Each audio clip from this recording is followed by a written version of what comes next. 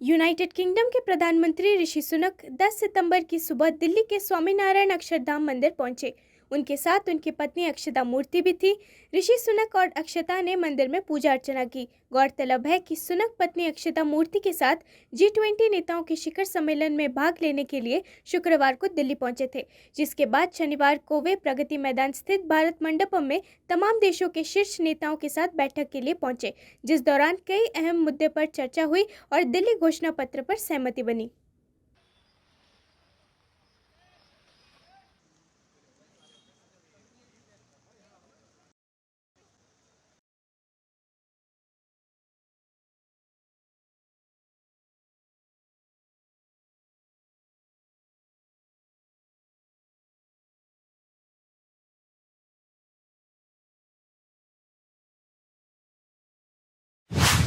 दिल्ली में जारी G20 शिखर सम्मेलन का आज दूसरा दिन है।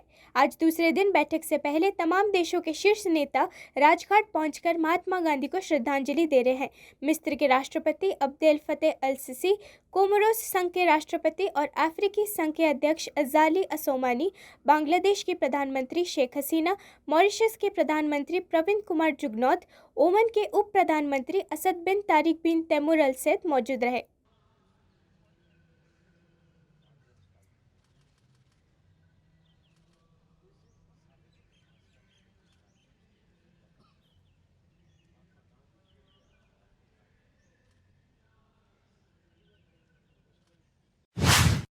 अमेरिका के राष्ट्रपति जो बाइडेन G20 शिखर सम्मेलन के दूसरे दिन राजघाट पहुंचे। राजघाट पर प्रधानमंत्री नरेंद्र मोदी ने उनका स्वागत किया। प्रधानमंत्री मोदी ने अमेरिका के राष्ट्रपति जो बाइडेन को गुड मॉर्निंग कहकर शुभकामनाएं दी। राष्ट्रपति बाइडेन राजघाट पर महात्मा गांधी को श्रद्धांजलि देंगे। दुनिया भर के नेता राजघाट पर बापू को श्रद्धांजलि देने पहुंचे।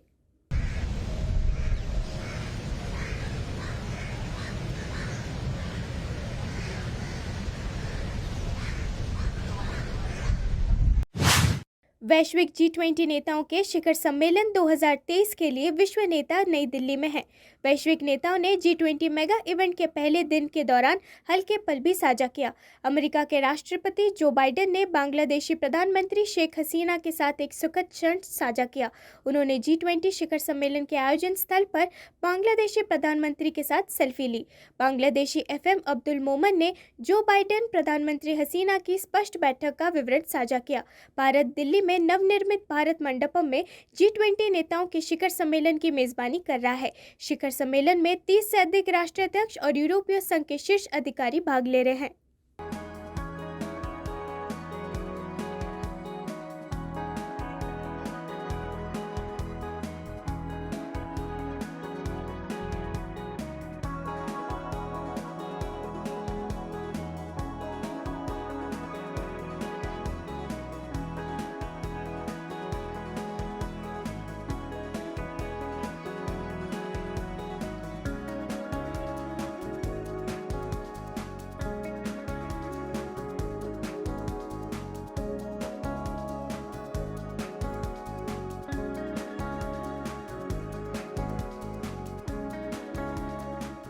President Biden was so excited, and he took the phone from a friend of mine, and because he was finding difficulty to take the picture, so he took it, and he immediately took the selfie.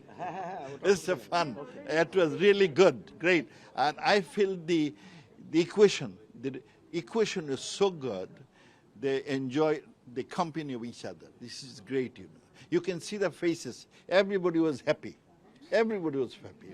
Very wonderful time, I should say.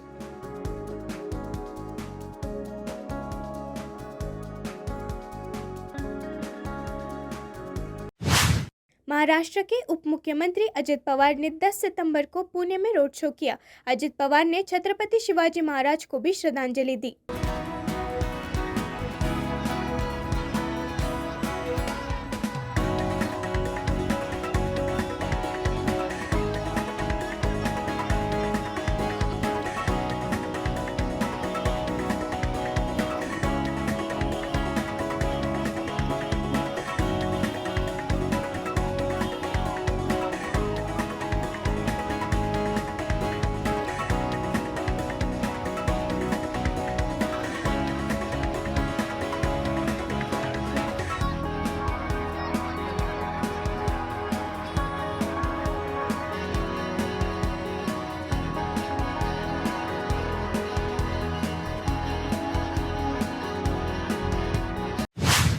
Bharat की G20 presidency के मुख्य समन्वयक हर्षवर्धन श्रृंगला ने ANI से बात करते हुए कहा कि 9 सितंबर को हुए G20 शिखर सम्मेलन का पहला दिन महत्वपूर्ण था।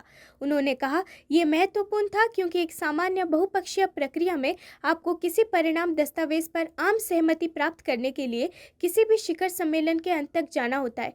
तथ्य यह है कि हम समर्थन के साथ आम सहमति दस्तावेज लेकर आए हैं। हमारी अध्यक्षता के पहले दिन हमारे G20 साझेदारों का आगमन एक बहुत ही सकारात्मक खबर है।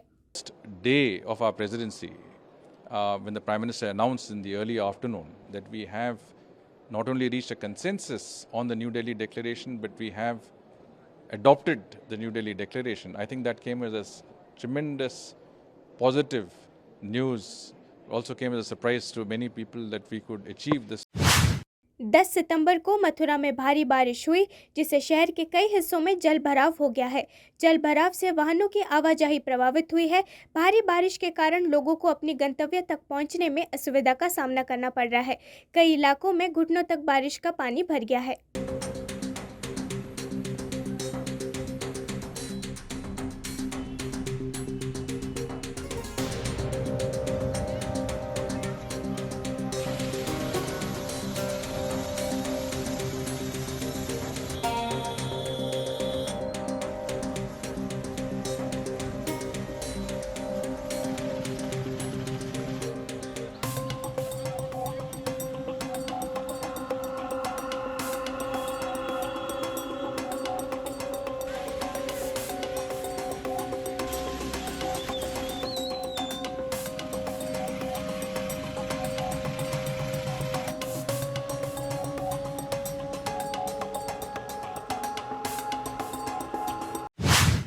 नई Delhi G20 leader summit declaration consensus पर बोलते हुए पूर्व राजनयिक राजीव भाटिया ने 9 सितंबर को प्रधानमंत्री नरेंद्र मोदी के नेतृत्व की सराहना की। एएनआई से बात करते हुए राजीव भाटिया ने कहा कि प्रधानमंत्री मोदी के गतिशील नेतृत्व के कारण घोषणा को एक दिन पहले ही अपनाया गया है। आगे उन्होंने कहा, ये भारत G20 और दुनिया के लिए एक महत्वपूर्ण दिन है। G20 शिखर सम्मेलन में सर्वसम्मति से एक बहुत ही महत्वपूर्ण घोषणा पत्र अपनाया गया है। इस बात को लेकर काफी चिंता थी कि क्या सम्मेलन सफलतापूर्वक किसी घोषणा पत्र में परिणत हो पाएगा या कल यानी दूसरे दिन तक इसे हासिल कर लिया जाएगा या नहीं। लेकिन वास्तव में भारत द्वारा की गई कड़ी मेहनत और प्रधानमंत्री मोदी के बेहद गतिशील नेतृत्व के कारण हमारे पास ये अद्भुत परिणाम है कि एक दिन पहले ही घोषणा को अपनाया गया है। भारत ने अपनी गतिशीलता के माध्यम से G20 पर एक अमिट छाप छोड़ी है। Prime Minister Modi's very dynamic leadership, we have this wonderful outcome that a day in advance the declaration has been adopted. It will contain some very useful outcomes for the world, as I said, and particularly for India. It will, because if we look at 2 or 3 specific points, then it becomes very clear. First of all, India has left an indelible imprint on G20 through its dynamic and pro-social justice leadership. So now when the history of G20 is written, New Delhi Summit Madhya Pradesh के मुख्यमंत्री शिवराज सिंह चौहान ने 9 सितंबर को खरगोन के भिकन गांव में जन आशीर्वाद यात्रा को संबोधित करते हुए विपक्षी गठबंधन की आलोचना की और कहा कि सनातन संस्कृति अतुल्य है। उन्होंने कहा कि कांग्रेस के सहयोगी सनातन धर्म को बदनाम कर रहे हैं और इसे बर्दाश्त नहीं किया जाएगा। कांग्रेस के सहयोगी सनातन धर्म और परंपरा को वायरस, डेंगू, मलेरिया और एड्स कह रहे हैं, जिनके सनातन धर्म के बारे में बयानों से विवाद पैदा हो गया है। राजनीति में धर्म को बदनाम करने की कांग्रेस की साजिश किसी भी कीमत पर नहीं चलने दी जाएगी। मेरे बहनों और भाइयों, जो सबको प्यार करता है वो सनातन धर्म है। जो दुनिया में प्रेम का संदेश देता है वो सनातन है। आत्मवत सर्वभूतेषु जियो और जियने दो, सिया राम मैं सब जग जानी, करहूं प्रणाम जोर जोग पानी। ये सनातन धर्म सबको सीताराम माई बांधने वाला। अरे अपनी संस्कृति तो ये है जो कहती है धर्म की अधर्म का प्राणियों में और विश्व का, जो प्राणियों में सद्भावना और विश्व के कल्याण की कामना करे वो सनातन धर्म है। दुनिया में कई आए, लेकिन सनातन धर्म को कोई खत्म नहीं कर पाया। जो ये कह रहे हैं वो भी सनातन धर्म को खत्म नहीं कर पाएंगे। कोई ताकत सनातन को खत्म नहीं कर सकती। हम सब धर्मों का सम्मान करते हैं, आदर करते हैं, लेकिन आज भीकन गांव की सभा में एक प्रस्ताव पारित करो कि जिनने सनातन धर्म की निंदा की है, जो कह रहे हैं कि सनातन धर्म को खत्म कर देना चाहिए, उनको जवाब दो कि हम निंदा कर। उड़ीसा के सूर्य मंदिर का ऐतिहासिक कोणार्क व्हील 10 सितंबर को G20 शिखर सम्मेलन स्थल पर आकर्षण का केंद्र बन गया, क्योंकि प्रधानमंत्री नरेंद्र मोदी ने भारत मंडपम में विश्व नेताओं के साथ अपने स्वागत के लिए पृष्ठभूमि के रूप में 13वीं शताब्दी की कलाकृति को चित्रित करने वाली एक दीवार को चुना। एएनआई से बात करते हुए इतिहासकार अनिल धीर ने सरकार के इस कदम की सराहना की और कहा, ये भारत और उड़ीसा दोनों के लिए गर्व का क्षण है। कोणार्क मंदिर एक विश्व धरोहर स्थल है। ये वास्तव में भारत और उड़ीसा दोनों के लिए गर्व का क्षण है।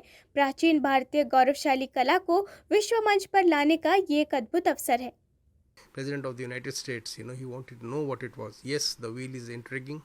The wheel is a marvelous piece of example of craftsmanship, of ancient Indian craftsmanship on stone. The Konark Temple is a World Heritage Site. It's indeed a proud moment both for Orissa and India, to showcase, I would say, the Konark wheel, but I am sure in the days to come, in the next 2-3 days, we will see that many more iconic such heritage symbols, they also will be showcased. We have seen the ramparts of the Nalanda University was also shown in a different backdrop today, and a wonderful opportunity to bring the ancient Indian glorious and wonderful art to the world stage, bring it center stage of the world, and I am sure the government of India will not let any opportunity go in this G20 summit to portray India as one of the oldest advanced civilization of the world, and we will establish, there's a pride of place when we see the sheer variety of even before in the percusses to the G20, when the working committees came and toured, they had come to Orissa also, they were taking in everywhere a sense of awe and wonderment at the wonderful